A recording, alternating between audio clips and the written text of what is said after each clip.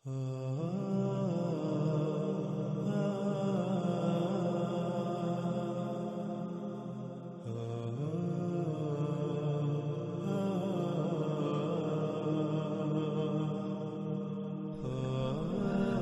گزشتہ قسط میں یہ بات بالکل کھل کر واضح ہو چکی کہ جس آگ کا ذکر آج سے 14 صدیاں قبل محمد رسول اللہ علیہ السلام نے کیا تھا وہ آگ خام تیل ہے، اور جو کچھ اس کے بارے میں کہا تھا وہ آج پوری دنیا کے انسان ہوتا ہوا دیکھ رہے ہیں۔ اب آگے بڑھتے ہیں اور دیکھتے ہیں کہ محمد رسول اللہ علیہ السلام نے اس آگ کے بارے میں مزید کیا کہا تھا، مزید کیا رہنمائی کی تھی۔ تو اس وقت ناظرین سکرین پر آپ کو روایت نظر آ رہی ہے۔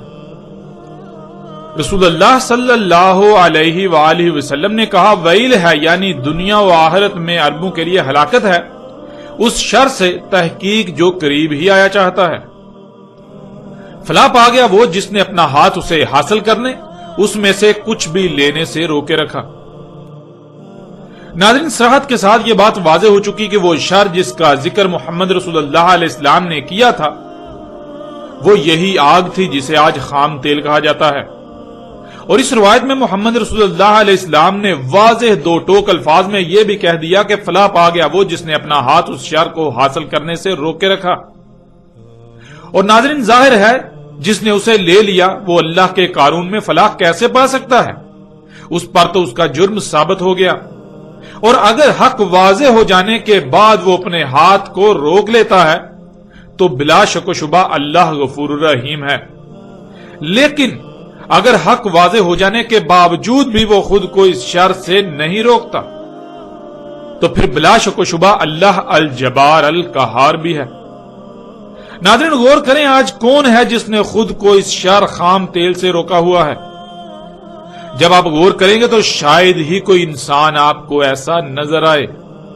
سب کے سب انسان اس میں سے لے رہے ہیں، اپنا ہاتھ اس کی طرف بڑھا رہے ہیں۔ آپ غور کریں، جو گاڑی آپ چلاتے ہیں اس کا وجود کیسے ممکن ہوا؟ کیا اسی خام تیل سے اس کا وجود ممکن نہیں ہوا؟ اس میں بطور ایندھن آپ کیا استعمال کر رہے ہیں؟ ذرا غور تو کریں۔ پھر آج آپ اس بات میں بھی غور کریں کہ آج آپ جو کچھ بھی ضروریات کے نام پر آسائشیں، سہولتیں اور آسانیاں وغیرہ استعمال کر رہے ہیں، آسائشیں، سہولتیں اور آسانیاں وغیرہ اخذ کر رہے ہیں، جو اشیاء بھی آپ استعمال کر رہے ہیں، اپنی ضروریات کو پورا کرنے کے لیے جن جن اشیاء پر انحصار کر رہے ہیں، جو کہ تمام کی تمام غیر فطری مصنوعی اشیاء ہیں، وہ کس سے وجود میں آئیں؟ ان کا وجود کیسے ممکن ہوا؟ وہ کس سے خلق ہوئی، کس سے بنائی گئیں؟ سکرین پر ان اشیاء کی تصاویر بھی آپ اپنی آنکھوں سے دیکھ رہے ہیں۔ ناظرین آپ غور کریں، یہ تمام کی تمام اشیاء کس سے وجود میں آئیں؟ جب آپ غور کریں گے تو آپ کو بالکل واضح یہ جواب ملے گا، یہ بات آپ کے سامنے آئے گی کہ یہ تمام کی تمام اشیاء یا تو براہ راست اسی آگ خام تیل سے وجود میں آئیں، یا پھر ان میں اسی آگ خام تیل کا بنیادی کردار ہے۔ یوں آج آپ جو کچھ بھی استعمال کر رہے ہیں یہ آپ کا اپنا ہاتھ اسی آگ ہی کی طرف تو بڑھا رہا ہے، اسی آگ سے ہی تو لے رہے ہیں جس میں سے کچھ بھی لینے سے محمد رسول اللہ علیہ السلام نے آج سے 14 صدیاں قبل بہت ہی سختی کے ساتھ منع کیا تھا۔ یہ تھا ناظرین فتنہ دجال۔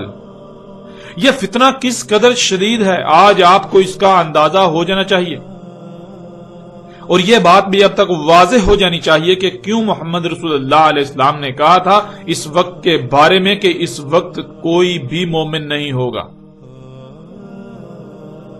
آج جس وقت میں آپ موجود ہیں اسی وقت کے بارے میں محمد رسول اللہ علیہ السلام نے کہا تھا کہ اس وقت کوئی مومن ہوگا ہی نہیں۔ اور ناظرین آپ جس پہلو سے بھی غور کریں یہی تلخ حقیقت آپ کے سامنے آئے گی جو آپ پر کھول کھول کر واضح کی جا چکی اور مزید واضح کی جا رہی ہے۔ آج عرب دنیا اسی آگ کی بنیاد پر خوب موجیں اور عیاشیاں کر رہی ہے۔ آج عرب دنیا میں جنت کے مزے لوٹ رہے ہیں، لیکن ان قریب ان کے ساتھ وہ ہونے والا ہے جس کا یہ تصور بھی نہیں کر سکتے۔ خام تیل اللہ کے غیب میں سے تھا. اللہ نے قرآن کے شروع میں کہا اور قرآن میں بار بار کہا غیب سے مومن بننے کا. لیکن ان عربوں نے جو دین کے ٹھیکیدار بنے ہوئے ہیں، نہ صرف اللہ کے غیب کا کفر کرتے ہوئے زمین کو پھاڑا، زمین کو چیر پھاڑ کر اللہ کے غیب میں سے اسے نکالا، بلکہ الٹا آج اس پر فخر محسوس کر رہے ہیں. ناظرین، گزشتہ ایک ساتھ میں آپ پر یہ بات کھل کھل کر واضح ہو چکی کہ زمین و آسمانوں کی مثال آپ کے جسم کسی ہے. جیسے آپ کے جسم میں خون ہے، بالکل اسی طرح زمین کا خون خام تیل ہے، جسے اللہ سبحانہ و تعالیٰ نے قرآن میں بعض مقامات پر برکات کہا اور بعض مقامات پر تین، اور اس کے علاوہ بعض مقامات پر تو بالکل واضح الفاظ میں اسے زمین کا خون کہا، جیسا کہ آپ سورہ البقرہ کی اس آیت میں بھی دیکھ سکتے ہیں. وَإِذْ قَالَ رَبُّكَ لِلْمَلَائِكَةِ إِنِّي جَاعِلٌ فِي الْأَرْضِ خَلِيفَةً قَالُوا أَتَجْعَلُ فِيهَا مَن يُفْسِدُ فِيهَا وَيَسْفِكُ الدِّمَاءَ. اور جب کہا تیرے رب نے ملائکہ کو، اس میں کچھ شک نہیں، میں تقرر کرنے جا رہا ہوں زمین میں نائب، یعنی زمین کا اختیار دینے لگا ہوں. تو ملائکہ نے جواب دیا، کیا تو اس کو نائب مقرر کرنے لگا ہے؟ یعنی زمین کا اختیار اس کو دینے والا ہے جو زمین میں تبدیلیاں کرے گا. تو نے زمین کی مخلوقات کو احسن خلق کر کے ان کے مقامات پر قائم کر دیا، اور یہ انہیں ان کے مقامات سے ہٹائے گا، جس سے زمین میں خرابیاں ہوں گی اور بالآخر زمین میں تباہیاں آئیں گی، اور وہ زمین کا خون بہائے گا. ناظرین، آپ آیت میں بالکل واضح طور پر لفظ دم دیکھ سکتے ہیں، جس کے معنی کسی شے میں مختلف عناصر کے مرکب سے وجود میں آنے والے رنگدار محلول کو کہا جاتا ہے. یہی محلول انسانوں اور جانوروں میں پایا جاتا ہے، اور آپ اسے آسان الفاظ میں خون کہتے ہیں، لیکن عربی میں جسے آپ خون کہتے ہیں اسے دم کہا جاتا ہے. اور آپ آیت میں زمین کے دم یعنی زمین کے خون کے الفاظ کو بالکل واضح دیکھ سکتے ہیں، اور اس آیت میں زمین کے دم یعنی زمین کے خون کا ذکر کیا جا رہا ہے. ناظرین، سورہ البقرہ کی اس آیت میں حقیقت آپ کے بالکل سامنے ہے. اس آیت میں بالکل واضح ہے. آپ خود غور کریں اور فیصلہ کریں کہ کیا ہے زمین کا خون. وہ کون سا مختلف عناصر کے مرکب سے وجود میں آنے والا رنگدار محلول ہے جو زمین میں پایا جاتا ہے، بالکل ایسے ہی جیسے آپ کے جسم میں خون پایا جاتا ہے. ذرا غور کریں، خلیفہ یعنی نائب کس پر بنایا گیا انسان کو؟ کس شے کا اختیار دیا گیا انسان کو؟ اور اس کا جواب بالکل ظاہر ہے، اسی آیت میں زمین کا اختیار دیا گیا، انسان کو زمین پر نائب بنایا گیا. اللہ سبحانہ تعالیٰ نے خود کہا کہ زمین کا اختیار دیا جا رہا ہے انسان کو. اور جواباً ملائکہ نے کیا کہا؟ جواباً ملائکہ نے یہ کہا کہ یہ زمین میں یعنی انسان زمین میں تبدیلیاں کرے گا. اے ہمارے رب، تو نے مخلوقات کو جن جن مقامات پر رکھا ہے یہ ان کو ان کے مقامات سے ہٹا دے گا، ان میں تبدیلیاں کرے گا، جس سے زمین میں خرابیاں اور بالآخر اس میں تباہیاں آئیں گی. یہ زمین کا خون بہائے گا. اور کیا یہ آج سب نہیں ہو رہا؟ کیا انسان نے یہ سب نہیں کیا اور آج یہ سب نہیں کر رہا؟ ناظرین، وہ کون سا رنگدار محلول ہے جو مختلف عناصر کے مرکب سے وجود میں آتا ہے، جو زمین کے اندر بالکل اسی طرح پایا جاتا ہے جس طرح آپ کے جسم میں خون، اور آج اسے زمین سے نکالا جا رہا ہے؟ ذرا غور کریں، وہ کیا ہے؟ کیا وہ خام تیل نہیں ہے؟ کیا خام تیل کے علاوہ کچھ اور ہو سکتا ہے یا ہے؟ حقیقت ہر لحاظ سے آپ کے سامنے ہے. اور ان عربوں کو کس نے اختیار دیا زمین کا خون نکالنے کا؟ کیا انہیں اللہ نے یہ حکم دیا؟ کیا یہ فساد نہیں ہے؟ کیا یہ فساد عظیم نہیں ہے؟ کیا یہ اللہ کی خلق میں تبدیلی نہیں ہے؟ قرآن میں بار بار اللہ سبحانہ وتعالیٰ نے اپنی خلق میں تبدیلی کرنے والوں کو بدترین مشرک قرار دیا، انہیں مفسدون فی الارض قرار دیا، انہیں اللہ کے مجرم قرار دیا. تو کیا زمین کو چیر پھاڑ کر زمین کا خون نکالنا جو کہ اللہ کے غیب میں سے تھا، یہ اللہ کی خلق میں تبدیلی نہیں ہے؟ کیا یہ فساد فی الارض نہیں ہے؟ کیا یہ شرک اکبر و شرک عظیم نہیں ہے؟ کیا ایسا کرنے والے اور ان کے معاونین اللہ کے قانون میں مومن ہو سکتے ہیں؟ وہ چاہے عرب ہوں یا عجم، کوئی بھی ہوں، جو ایسا کرنے والے ہیں وہ اللہ کے قانون میں مفسدون فی الارض ہیں، اور اگر وہ حق واضح ہو جانے کے باوجود اللہ سے رجوع نہیں کرتے، اس فساد کو ترک نہیں کرتے، تو وہ جان لیں خود کو مومن قرار دے کر تم لوگ اللہ کے عذاب سے نہیں بچ سکو گے۔ یہ دھوکہ تم اللہ کو نہیں بلکہ خود اپنے آپ کو ہی دے رہے ہو۔ ان قریب تمہارا انجام بھی آل فرعون کا سا ہونے والا ہے۔ اے آل سعود، تمہارا انجام آل فرعون کا سا ہونے والا ہے، اور اے وہ لوگوں جو یہ سب کر رہے ہو، تمہارا انجام قوم عاد و قوم سمود کا سا ہونے والا ہے۔ ناظرین، حقیقت ہر لحاظ سے آپ کے سامنے ہے۔ یہی وہ شر تھا جس سے عربوں کے لیے دنیا و آخرت میں ہلاکت تھی، اور وہی فلاح پائے گا جو اپنے ہاتھ کو اس شر کے حصول سے روکے رکھے گا۔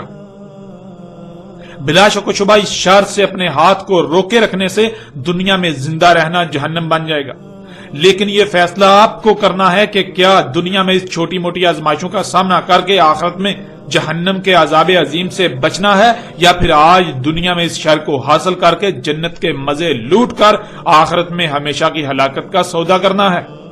یہ فیصلہ آپ کے اپنے ہاتھ میں ہے، اور یہ فیصلہ آپ کو خود کرنا ہے۔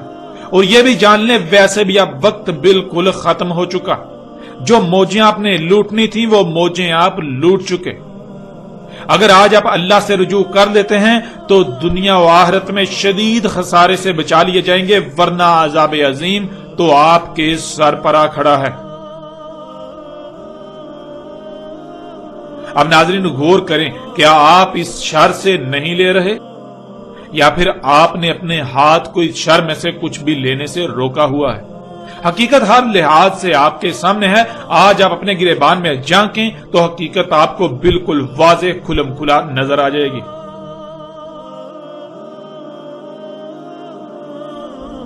اب بڑھتے ہیں آگے اور دیکھتے ہیں کہ اس آگ کے نکالے جانے کے مقامات کے بارے میں محمد رسول اللہ علیہ السلام نے آج سے 14 صدیاں قبل کیا کہا تھا۔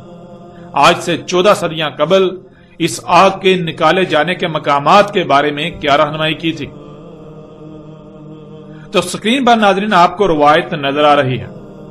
رسول اللہ صلی اللہ علیہ وآلہ وسلم نے کہا، وہ وجوہات جن کی بنا پر اسات یعنی انسانوں پر آخری بڑی عظیم تباہی آئے گی، اس کی پہلی وجوہات میں سے وہ آگ ہے جو مشرق سے نکلے گی، یعنی مشرق سے نکالی جائے گی۔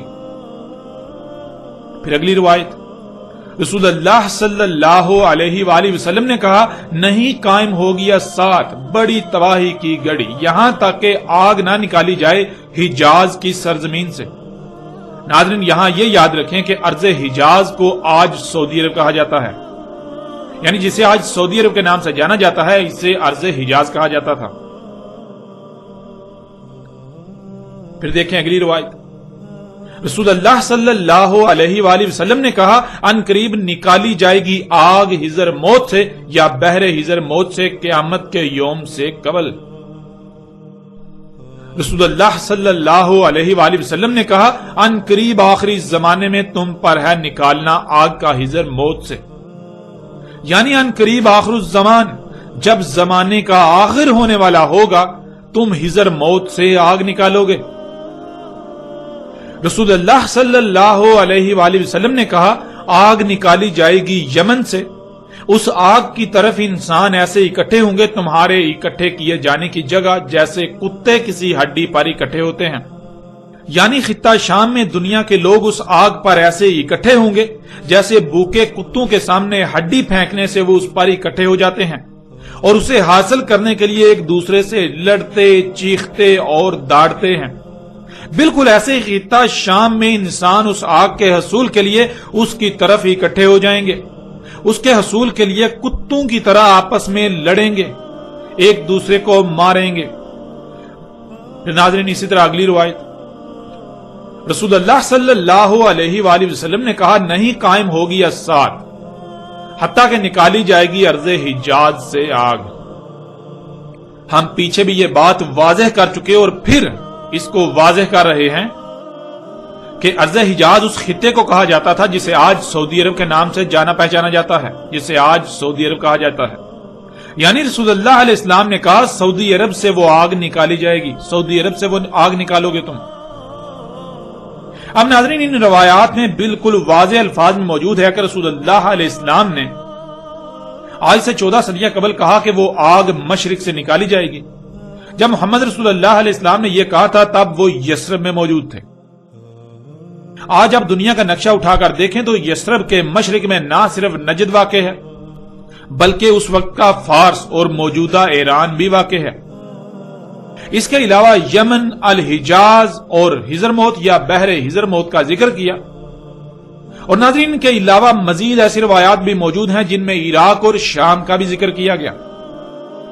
تو اب سوال یہ پیدا ہوتا ہے کہ یہ آگ جو محمد رسول اللہ علیہ السلام کے وقت ان مقامات میں یعنی الحجاز میں جسے آج سعودی عرب کہا جاتا ہے، یمن میں حضرموت یا بحر حضرموت، فارس یعنی ایران وغیرہ، عراق اور شام، ان تمام مقامات میں زمین کی گہرائیوں میں ٹھنڈی پڑی ہوئی تھی، کیا آج وہ نکالی جا رہی ہے؟ کیا آج انہی مقامات سے وہ آگ نکالی جا رہی ہے جو آگ محمد رسول اللہ علیہ السلام کے وقت ٹھنڈی حالت میں پڑی تھی؟ اور آج جب اس آگ کو نکالا جاتا ہے تو وہ ٹھنڈی ہوتی ہے، پھر اس آگ سے فضا میں، ہوا میں اڑنے والی مخلوقات اڑتی ہیں، وہ آگ بادلوں کی طرح اڑتی ہے۔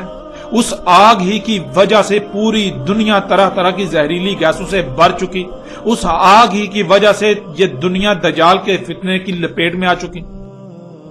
وہ آگ جس آگ کی طرف آج دنیا کے تمام انسان اپنا ہاتھ بڑھا رہے ہیں، اسی میں سے لے رہے ہیں۔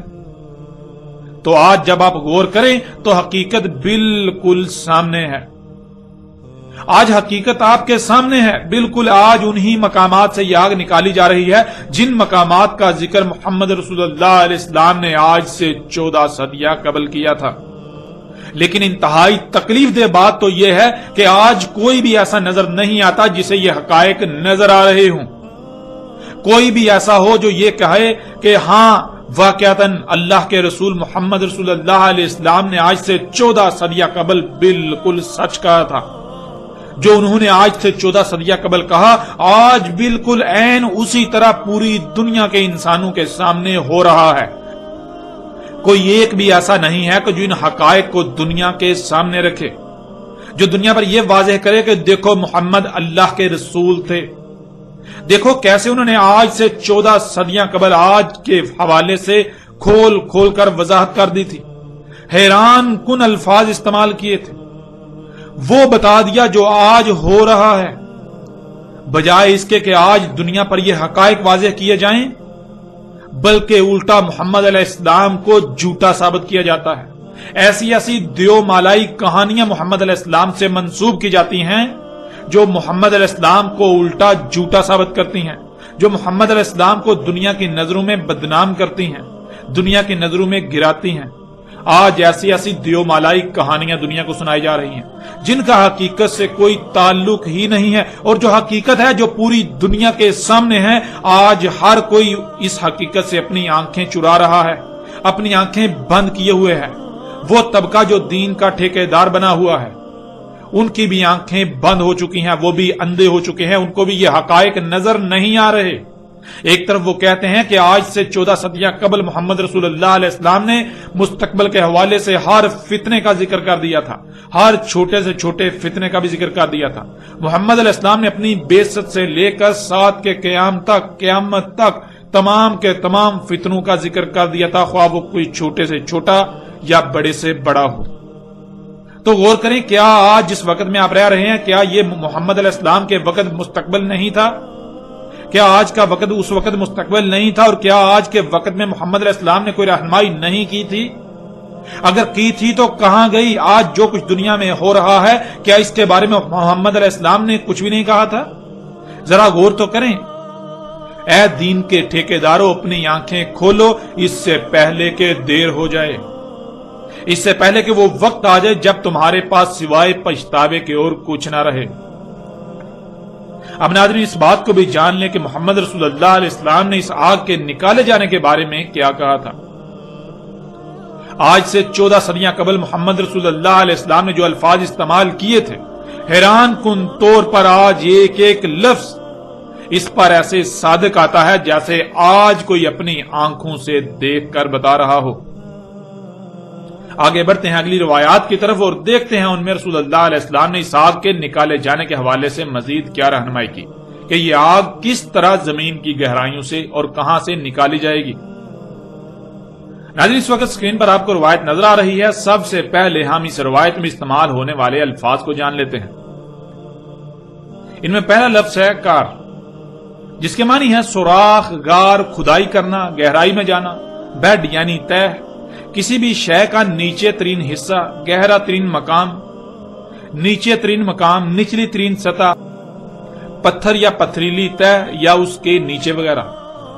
اگلا لفظ ہے عدن، جس کے معنی ہے زمین کی گہرائی تک سوراخ کر کے کچھ نکالنا، جیسے لوہا، کوئلہ وغیرہ سمیت کچھ بھی نکالنا۔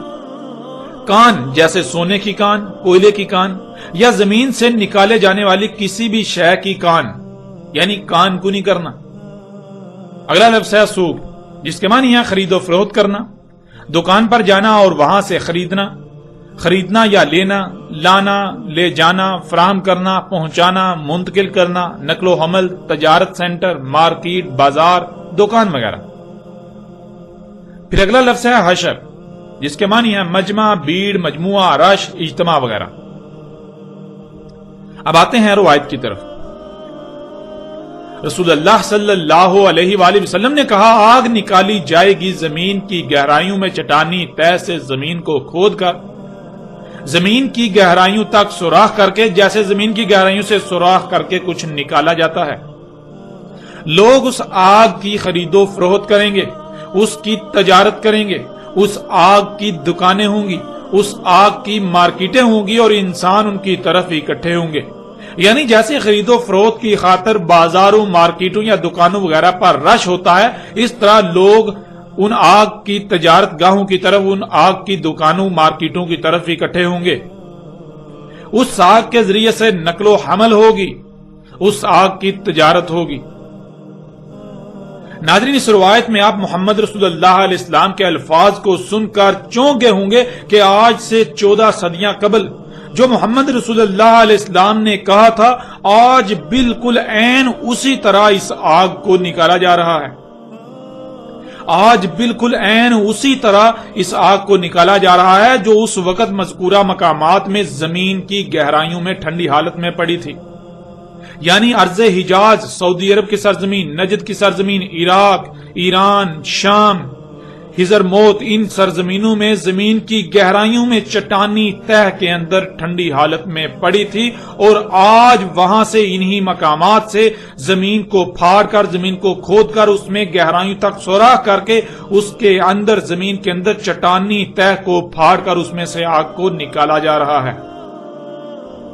آج جسے آپ خام تیل کہتے ہیں، یہ وہی آگ ہے، اور یہ آگ خام تیل زمین کو پھاڑ کر اس میں اس کی گہرائیوں تک سوراخ کر کے اسی تہ سے نکالا جاتا ہے جو چٹانی تہ ہے۔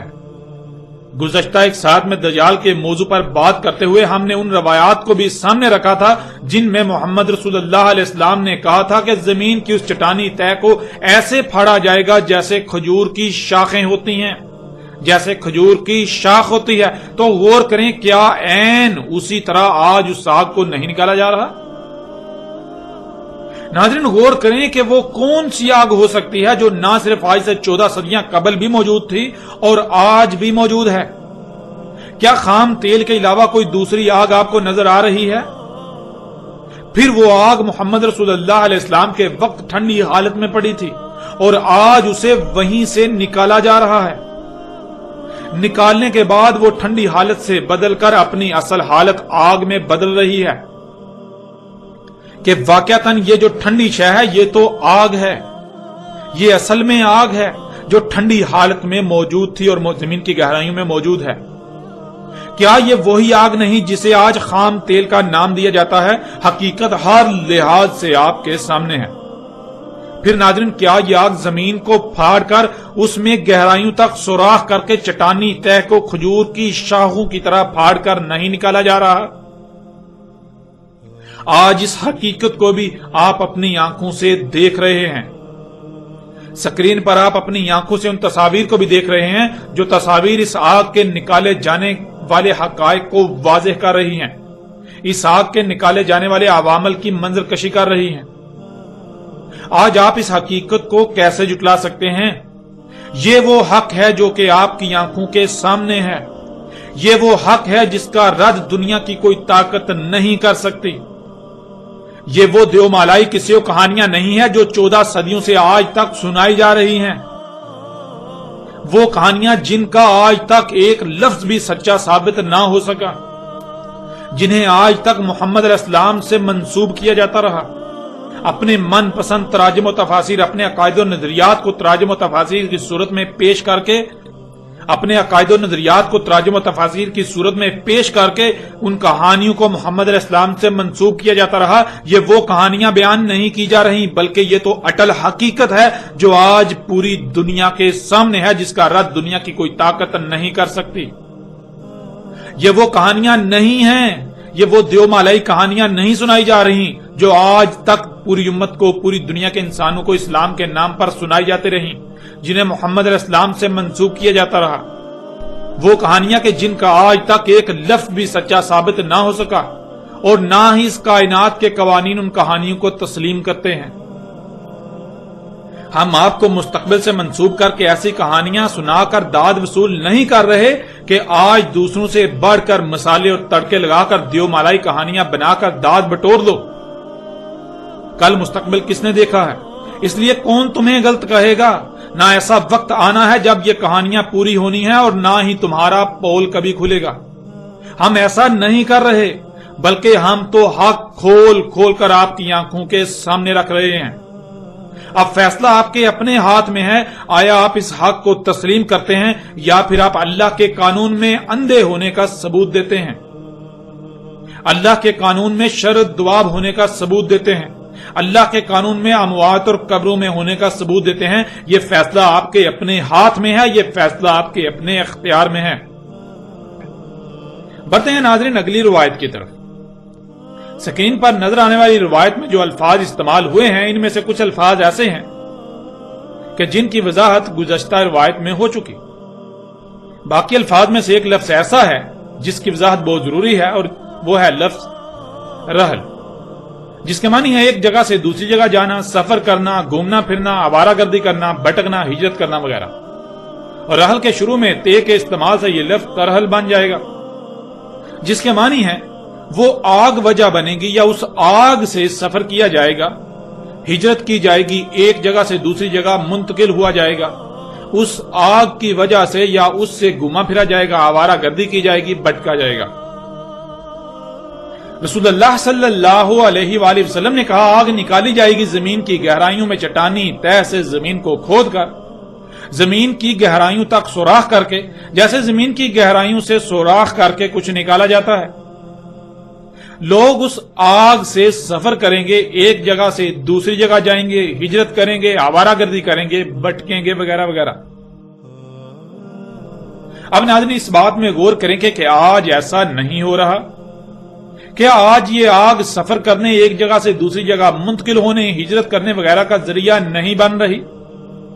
आज दुनिया में सारे का सारा ट्रांसपोर्ट निजाम इसी आग की बदौलत नहीं चल रहा। लोग जिन गाड़ियों में बैठकर सफर करते हैं, आवारागर्दी करते हैं, तो वो गाड़ियां इसी आग यानी खाम तेल से नहीं चलती? क्या इसी आग ही से लंबे लंबे सफर नहीं किए जा रहे? नाज़रीन ये सब कुछ आज आप अपनी आंखों से पूरी दुनिया में होता हुआ देख रहे हैं। इसी आग से जहाज, ट्रेनें और तमाम की तमाम गाड़ियां चलती हैं और उन गाड़ियों, जहाजों की तख्लीक में भी इसी आग का बुनियादी किरदार है। यूं ये हकीकत भी आज आपके सामने है। अब नाज़रीन गौर करें कि आज से 14 सदियां कबल इस आग के निकाले जाने के हवाले से मोहम्मद रसूलुल्लाह अलैहिस्सलाम ने जो अल्फाज इस्तेमाल किए थे, जो रहनुमाई की थी, क्या वो चौंका देने वाली नहीं है? क्या वो दहला देने वाली नहीं है? जो अल्फाज आज से 14 सदियां कबल मोहम्मद रसूलुल्लाह अलैहिस्सलाम ने इस्तेमाल किए थे, आज आप अपनी आंखों से ये सब कुछ होता हुआ देख रहे हैं। ये सब हकायक آج پوری دنیا کے سامنے ہے، حقیقت آپ کے سامنے ہے، یہ حق آپ کے سامنے ہے۔ اب فیصلہ آپ کے اپنے اختیار میں ہے، فیصلہ آپ کے اپنے ہاتھ میں ہے کہ آیا آپ حق کو تسلیم کرتے ہیں یا پھر آپ انہی دیومالائی قصے کہانیوں پر ایمان لاتے ہوئے اپنی دنیا و آخرت تباہ کرتے ہیں، دنیا و آخرت میں ہلاکت کا سودا کرتے ہیں۔ اور پھر یہ بھی جان لیں کہ اگر آج آپ اس حق کو تسلیم کر کے اس پر عمل نہیں کرتے تو ان قریب آپ کے ساتھ وہ ہونے والا ہے جو آل فرعون سمیت گزشتہ ہلاک شدہ اقوام کے ساتھ ہوا۔ یہ عذاب آپ کے سر پر کھڑا ہے۔ بڑھتے ہیں ناظرین آگے اور دیکھتے ہیں کہ مزید روایات میں رسول اللہ علیہ السلام نے اسحاق کے بارے میں کیا رہنمائی کی۔ اس وقت سکرین پر آپ کو روایت نظر آ رہی ہے۔ سب سے پہلے اس روایت میں استعمال ہونے والے الفاظ کو جان لیتے ہیں۔ پہلا لفظ ہے تدی، اس میں اصل لفظ دی ہے اور اس کے پیچھے تے کا استعمال ہے۔ تے اس آگ کا اظہار کرتا ہے، یعنی اس آگ کا ذکر کر رہا ہے، اور آگے دی کہتے ہیں روشن ہونے کو۔ تدی کے معنی بنتے ہیں اس آگ سے روشن ہونا، اس آگ سے روشنی ہونا۔ اگلا لفظ ہے اناق، جو کہ جمع کا صیغہ ہے اور اس کا واحد ہے انک، اور انک کہتے ہیں ایسی شے کو جو شروع سے تنگ ہو، جیسے جیسے آگے بڑھے تو کھلتی جائے، یعنی پھیلتی جائے۔ جیسے کوئی بوتل ہوتی ہے جس کا اگلا حصہ جو ہے وہ سکڑا ہوا ہوتا ہے اور جیسے سے آگے بڑھے تو وہ کھلتی پھیلتی جاتی ہے، یا جیسے سراہی ہوتی ہے۔ یہی خصوصیت بہت سے جانداروں اور انسان کے جسم کے ایک عضو میں پائی جاتی ہے جسے گردن کہتے ہیں۔ اگلا لفظ ہے ابل۔ ابل کہتے ہیں ایسی سواریوں کو جو وزن اٹھا کر مشکل رستوں جیسے صحراؤں وغیرہ میں لمبے فاصلے طے کرنے کی صلاحیت رکھتی ہوں۔ رسول اللہ صلی اللہ علیہ وآلہ وسلم کے وقت ایسی تمام صفات صرف اونٹوں میں پائی جاتی تھیں، اس لیے اونٹوں کو اس وقت ابل کہا جاتا تھا۔ ویسے اونٹ کو عربی میں جمل کہتے ہیں۔ اگلا لفظ ہے بصرہ، جس کے معنی ہے دیکھنے کی صلاحیت۔ بصر کہتے ہیں دیکھنے کی صلاحیت کو، دیکھنے کو۔ رسول اللہ صلی اللہ علیہ وآلہ وسلم نے کہا نہیں قائم ہوگی ساتھ حتیٰ کہ نکالی جائے گی آگ ارض حجاز سے، حجاز کی زمین سے۔ اس آگ سے روشن ہوں گی اناق الابل، یعنی بوجھ اٹھا کر لمبے فاصلے طے کرنے والی سواریاں روشن کریں گی کہ وہ روشنی جس مقام سے پیدا ہوگی وہاں سے سکڑی ہوگی، لیکن جیسے جیسے آگے بڑھے گی تو پھیلتی جائے گی جیسے سراہی ہوتی ہے۔ دیکھنے سے، یعنی اس روشنی سے دیکھنے کی صلاحیت پیدا ہوگی۔ ناظرین آج آپ دیکھ سکتے ہیں کہ ایسی سواریاں وہ ٹرک وغیرہ ہیں جو راتوں کو سفر کرتے ہیں۔ اسی آگ سے وہ رستوں کو سراہی کی طرح روشن کر دیتے ہیں اور دیکھنے کی صلاحیت بڑھ جاتی ہے۔ اس روشنی میں ایسے دیکھا جاتا ہے جیسے دن کی روشنی میں دیکھا جاتا ہے۔ اس کے علاوہ آج موجودہ تمام کی تمام سواریوں میں یہ سب خصوصیات موجود ہیں۔ اور ناظرین بالکل ایسی ہی ایک روایت مستدرک الحاکم میں بھی ہے جس میں یہ الفاظ زائد ہیں۔ رسول اللہ صلی اللہ علیہ وآلہ وسلم نے کہا دیکھیں گے اس کی روشنی میں جیسے دن کی روشنی میں دیکھتے ہیں۔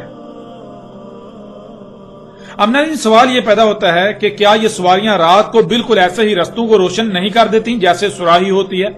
جہاں سے یہ روشنی پھوٹتی ہے وہ جگہ چھوٹی سی ہوتی ہے، جیسے جیسے روشنی آگے بڑھتی ہے تو وہ سراہی کی طرح پھیلتی جاتی ہے، اور پھر اس روشنی میں بالکل ایسے دیکھا جاتا ہے جیسے دن کی روشنی میں دیکھا جاتا ہے۔ اور اس کی بنیاد وہی آگ خام تیل ہے۔ یہ حقیقت بھی آج آپ کے سامنے ہے۔ پھر اس طرح بڑھتے ہیں آگے اور دیکھتے ہیں کہ محمد رسول اللہ علیہ السلام نے اسحاق کے حوالے سے مزید کیا رہنمائی کی۔ رسول اللہ صلی اللہ علیہ وآلہ وسلم نے کہا جو پہلی اشراط الساعۃ ہیں، یعنی جن وجوہات کی بنا پر الساعۃ آئے گی، اس کی پہلی وجوہات میں سے پس آگ ہے جو نکالی جائے گی مشرق سے۔ پس وہ آگ انسانوں کو مغرب کی طرف اکٹھا کرے گی، یعنی اس آگ کی وجہ سے دنیا کے لوگ مغرب کی طرف ہجرت کریں گے۔ ناظرین گزشتہ کئی دہائیوں سے آپ یہ سلسلہ بھی اپنی آنکھوں سے دیکھ رہے ہیں۔ پوری دنیا سے بالخصوص مشرقی ممالک جن میں اکثریت ان کی ہے جو خود کو مسلمان کہتے ہیں، उन ममालिक के लाखों नहीं बल्कि करोड़ों की तादाद में लोग मगरबी ममालिक में जाकर बस रहे हैं, वहां इकट्ठे हो रहे हैं। पूरी दुनिया के लोग मगरिब में इकट्ठे हो रहे हैं और ये इसी आग के निकलने के बाद इसी आग ही की वजह से हुआ और हो रहा है। इसी आग की वजह से मगरबी ममालिक दुनिया में सहूलतों, आसाइशों, इजादात के नाम पर बज़ाहिर जन्नत का मंजर पेश करने लगे, जिसको देखते हुए दुनिया में लाखों नहीं बल्कि करोड़ों इंसानों ने इन मगरबी ममालिक का रुख किया और आज भी यह सिलसिला जारी है। और फिर यही आग आज पूरी दुनिया की कुव्वतों को शाम में इकट्ठा कर रही है। पूरी दुनिया की तमाम कुव्वतों में से हर एक की यही ख्वाहिश है कि यह आग यानी खाम तेल पर उसी का कब्जा हो, जिसकी खातिर अक़वाम आलम एक दूसरे के खिलाफ दरपर्दा जंग में मसरूफ हैं, शाम में इकट्ठे हो चुकी हैं। और इस आगो बारूद की बारिश की वजह से ही शाम, इराक और यमन वगैरह समेत लाखों नहीं बल्कि करोड़ों लोग मगरिब का रुख किए हुए हैं, क्योंकि मगरिब उन्हें जन्नत नजर आती है, जहां वो बेहतर और सहूलतों, आसाइशों और आसानियों से मुज़य्यन जिंदगी गुजार सकें। इसी आग के निकाले जाने के बाद मगरबी दुनिया में सनती इनकलाब के नाम पर कॉलेजों और यूनिवर्सिटियों का सैलाब उमड़ आया, जिनमें तालीम के नाम पर पूरी दुनिया से लोग मगरब में इकट्ठे हो रहे हैं। यूं ये तमाम तर हकायक आज आपके सामने हैं। बढ़ते हैं नाज़रीन आगे और देखते हैं कि मजीद रसूलुल्लाह अलैहिस्सलाम ने इस आग के बारे में क्या रहनुमाई की। इस वक्त स्क्रीन पर आपको रिवायत नजर आ रही है। रसूलुल्लाह सल्लल्लाहु अलैहि वसल्लम ने कहा, निकाल ले जाओ अपने अहलो अयाल को, पास इसमें कुछ शक नहीं कि अनकरीब इससे आग निकलेगी, इससे आग निकाली जाएगी।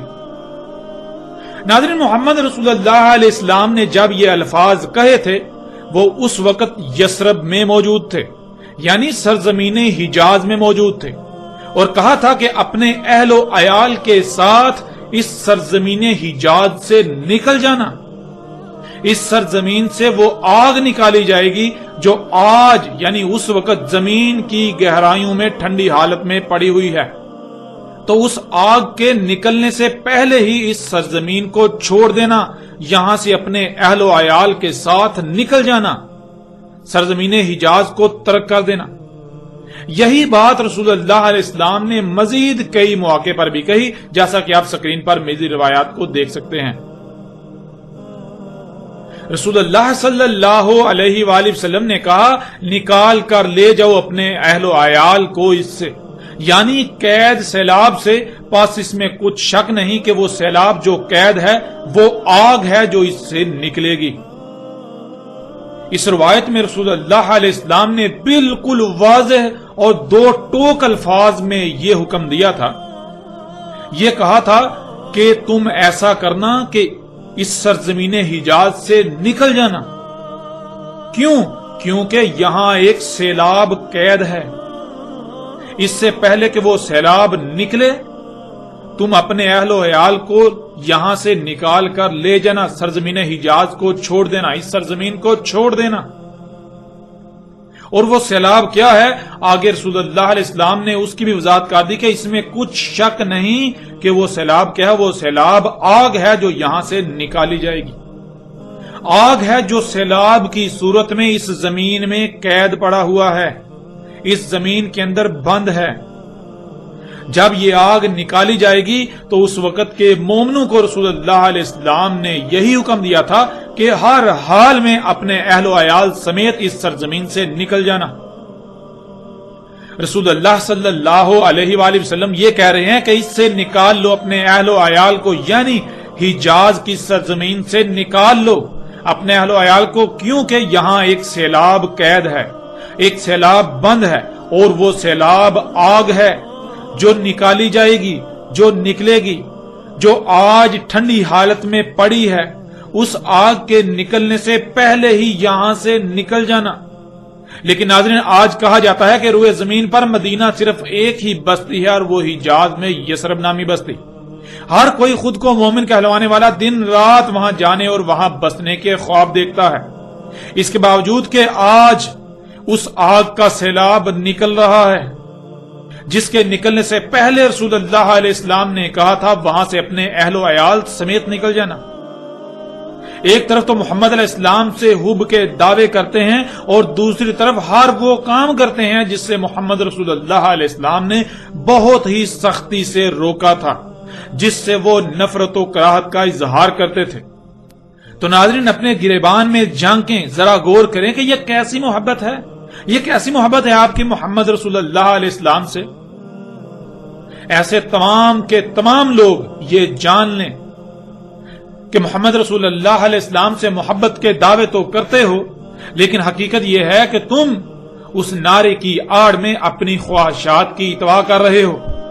یہاں وہ لوگ بھی اپنے گریبان میں جھانکیں جن کی مساجد کی تعمیر سے لے کر ان کے گھروں کے سامان کے اخراجات تک انہی عرب ممالک سے آتے ہیں، جن کا نان نفقہ عربوں کے ساتھ جڑا ہوا ہے، ان عربوں کے ساتھ جو آج اللہ کے غیب سے کفر کر رہے ہیں، جو اللہ کی آیات کی تکذیب کر رہے ہیں، دن رات فساد عظیم بپا کر رہے ہیں، اور ان کو اپنے لیے اسوہ حسنہ سمجھنے والے جو دن رات عربوں کے گن گاتے ہیں، جو عربوں سے اتنے متاثر ہیں کہ اسلام صرف عربوں میں ہی انہیں نظر آتا ہے، جو عربوں کے خلاف بات کو اللہ کی ذات میں گستاخی سمجھتے ہیں، وہ طبقہ خود سے بڑھ کر کسی کو مومن و موحد نہیں سمجھتا۔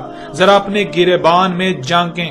آپ سے سوال ہے کہ کسی کے قتل کی اجرت سے مساجد تعمیر کی جا سکتی ہیں؟ شراب بیچ کر مساجد و چندے دیے جا سکتے ہیں؟ اگر نہیں تو جن چندوں پر تم پل رہے ہو، جن چندوں سے مساجد کے نام پر اپنے کمائی کے اڈے تعمیر کر رہے ہو، ذرا غور کرو وہ چندے کہاں سے آ رہے ہیں؟ وہ اسی آگ کی کمائی ہے جو اللہ کے غیب سے تھی۔ اس آگ کو نکالا اور پوری دنیا کو فساد زدہ کر دیا۔ یہ چندے فساد فی الارض کی کمائی ہیں، یہ چندے اللہ سے دشمنی کی اجرت ہیں۔ کیا یہ سب جائز ہو گیا؟ کیا یہ سب محض تمہیں چندے دینے کی وجہ سے جائز و حلال ہو گیا؟ جن کا تم دم بتے ہو، کیا بذات خود محمد رسول اللہ علیہ السلام نے یہ نہیں کہا تھا کہ اپنے ہاتھ کو اس آگ سے کچھ لینے سے روکے رکھنا، اس آگ سے بالکل کچھ نہ لینا؟ تو آج تم کیوں عربوں کے سامنے اسی آگ سے چندے لینے کے لیے اپنے ہاتھ پھیلائے ہوئے ہو؟ نہ صرف اپنے ہاتھ پھیلائے ہوئے ہو بلکہ دن رات ایک کیا ہوا ہے، اور تمہارا کردار بالکل ایسا ہو چکا ہے کہ جیسے کسی نے اپنے مفادات کی تکمیل کے لیے کتوں کو پالا ہوا ہوتا ہے، وہ ان کتوں سے کام لینے کے لیے وقتاً فوقتاً ہڈی پھینکتا رہتا ہے۔ اپنے گریبان میں جھانکو اس سے پہلے کہ وقت ختم ہو جائے۔ خود کو بہت بڑا مومن موحد کہتے ہو، یہ جان لو دنیا کے سب سے بدترین منافق و مشرک ہو تم لوگ اللہ کے قانون میں مشرک و منافق ہو۔ آج اگر تم نے اپنی آنکھیں نہیں کھولی تو جان لو ان قریب دنیا میں تمہارا بھی انجام انہی عربوں کے ساتھ ہی ہونے والا ہے، اور آخرت میں بھی انہی کے ساتھ تمہیں اٹھایا جائے گا، انہی کے ساتھ تمہارا حساب ہوگا، تم ان کے جرائم کے برابر کے حصے دار ہو۔ آج یہ عرب اور آل سعود اسی عذاب کا شکار ہونے والے ہیں جس عذاب کا شکار آل فرعون ہوئے تھے، اور جو لوگ ان عربوں کے جرائم میں برابر کے حصے دار ہیں ان کا انجام بھی بالکل ویسا ہی انہی کے ساتھ ہونے والا ہے۔ ناظرین، محمد رسول اللہ علیہ السلام نے کہا تھا کہ آخر میں، یعنی جب سات کی تمام علامات و اشراط کا ظہور ہو چکا ہوگا، تو سب سے آخر میں اس آگ کی طرف انسان ایسے اکٹھے ہوں گے جیسے بھوکے کتے ہڈی پر اکٹھے ہوتے ہیں، جو ہڈی کے حصول کے لیے آپس میں لڑتے ہیں، ایک دوسرے کو چیرتے پھاڑتے چیختے چلاتے اور دھاڑتے ہیں، جیسا کہ آپ کو سکرین پر روایت نظر آ رہی ہے۔ رسول اللہ صلی اللہ علیہ وآلہ وسلم نے کہا، آگ نکالی جائے گی یمن سے، اس آگ کی طرف انسان ایسے اکٹھے ہوں گے تمہارے اکٹھے کیے جانے کی جگہ یعنی شام، جیسے کتے کسی ہڈی پر اکٹھے ہوتے ہیں۔ یعنی خطہ شام میں دنیا کے لوگ اس آگ پر ایسے اکٹھے ہوں گے جیسے بھوکے کتوں کے سامنے ہڈی پھینکنے سے وہ اس پر اکٹھے ہوتے ہیں، اور وہ اسے حاصل کرنے کے لیے ایک دوسرے سے لڑتے کاٹتے چیرتے پھاڑتے چیختے چلاتے اور داڑتے ہیں۔ بالکل ایسے ہی خطہ شام میں انسان اس آگ کے حصول کے لیے اس کی طرف اکٹھے ہو جائیں گے اور اس کے حصول کے لیے کتوں کی طرح آپس میں لڑیں گے، ایک دوسرے کو ماریں گے۔ ناظرین، یہ بات تو ہر لحاظ سے آپ پر کھل کھل کر واضح ہو چکی کہ وہ آگ کب کی نکل چکی، جو کہ خام تیل ہے، اور آج یہ سب آپ اپنی آنکھوں سے دیکھ رہے ہیں۔ اور آج آپ یہ بھی دیکھ رہے ہیں کہ اقوام عالم اسی آگ کے حصول کے لیے خطہ شام میں اکٹھی ہو چکی ہیں، اور اقوام عالم کے لیے اس آگ کی اہمیت و حیثیت بھوکے کتوں کے درمیان ہڈی کسی ہے، اور ان لوگوں کی مثال ان بھوکے کتوں کسی ہے جو کتوں کی طرح آپس میں لڑ رہے ہیں۔ یہ حقائق بھی آج آپ اپنی آنکھوں سے دیکھ رہے ہیں۔ جب یہ بھی ہو چکا تو پیچھے کیا رہ گیا؟ اے دنیا کے انسانوں، جان لو وقت بالکل ختم ہو چکا۔ اپنی آنکھیں کھول لو اس سے پہلے کہ عذاب عظیم کو اپنی آنکھوں سے دیکھ کر اس حق کو تسلیم کرو۔ جان لو تب تم مانو گے، لیکن تب ماننا کوئی نفع نہیں دے گا۔ آج تمہیں یہ حقائق بہت تلخ لگ رہے ہوں گے، لیکن جان لو اس سے حق بدلنے والا نہیں ہے۔ اے وہ لوگوں جو دین کے ٹھیکیدار بنے ہوئے ہیں، جان لو آج تم پر سب سے بڑی ذمہ داری عائد ہوتی ہے، کیونکہ اکثریت آنکھیں بند کر کے تمہارے پیچھے چل رہی ہے۔ ان کی دنیا و آخرت کا دار و مدار تم پر ہے۔ اگر تم حق کو تسلیم کرتے ہو، حق کی تصدیق کرتے ہو، تو تمہارے پیچھے چلنے والے دنیا و آخرت میں ہلاکت سے بچ جائیں گے۔ اور اگر تم لوگوں نے حق کو اپنی آنکھوں سے دیکھنے اور بالکل کھل جانے کے بعد بھی حق سے اعراض کیا، حق کی تصدیق نہ کی، تو تم اللہ کے بہت بڑے مجرم ہوگے۔ عذاب عظیم تمہارے سر پر آ چکا۔ جان لو کل کو تم یہ نہیں کہہ سکو گے کہ تمہیں متنبہ نہیں کیا گیا تھا، تمہیں عذاب دیے جانے سے پہلے متنبہ نہیں کیا گیا تھا، یہ تم نہیں کہہ سکو گے۔ آج تمہیں کھول کھول کر متنبہ کیا جا رہا ہے۔ اللہ سے رجوع کرو، حق کی نصرت کرو اس سے پہلے کہ وقت ختم ہو جائے، اور جان لو بلا شک و شبہ وقت ختم ہو چکا۔ عذاب تمہارے سروں پر منڈلا رہا ہے۔ صرف اتنا ہی وقت تمہارے پاس ہے جب تک کہ ہر لحاظ سے، ہر پہلو سے کھول کھول کر متنبہ نہیں کر دیا جاتا، اور یہ سلسلہ بھی بہت جلد مکمل ہونے کو ہے۔ ناظرین، اسی آگ کو جہاں نہ صرف محمد رسول اللہ علیہ السلام نے کھول کھول کر واضح کر دیا تھا، اس کے بارے میں رہنمائی میں کوئی کسر نہیں چھوڑی تھی، تو وہیں اس آگ کو ایک اور مختلف پہلو سے بھی واضح کر دیا۔